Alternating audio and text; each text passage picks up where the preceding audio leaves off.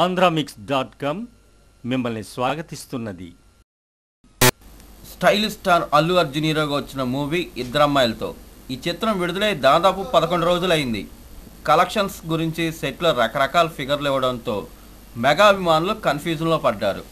ఇద్దరమ్మాయిలతో సినిమాకి తొలి రోజే రివ్యూలు నెగిటివ్గా వచ్చాయి. దీంతో ఓవర్సీస్ కలెక్షన్ తగ్గాయని వార్తలు వచ్చాయి. ఇంతకీ 10 రోజులకు ఈ చిత్రం ఎంత వసూలు చేసిందో ట్రేడ్ వర్గాలు సైతం అంతుపట్టడం లేదు. 30 కోట్ల, 34 కోట్ల, 38 కోట్ల, 40 కోట్ల, 45 కోట్ల అంటూ ఒక్కో వెబ్సైటు ఒక్కో రకంగా వెల్లడించాయి.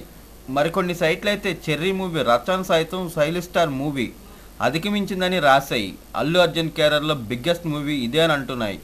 ఈ మధ్య కాలంలో టాప్ హీరోల సినిమాలు లేకపోవడంతో మరో 10 రోజులకు ఎలా లేదన్న 5 నుంచి 10 కోట్లు రావచ్చని అంచనాలు వేస్తున్నాయి.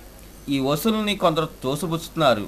ఆయా సైట్లు ఇచ్చిన ఫిగర్ కరెక్ట్ అయితే ప్రొడ్యూసర్ కార్యాలయంపై ఐటీ శాఖ కన్నేయడం ఖాయమనే వాదన కూడా వినిపిస్తుంది.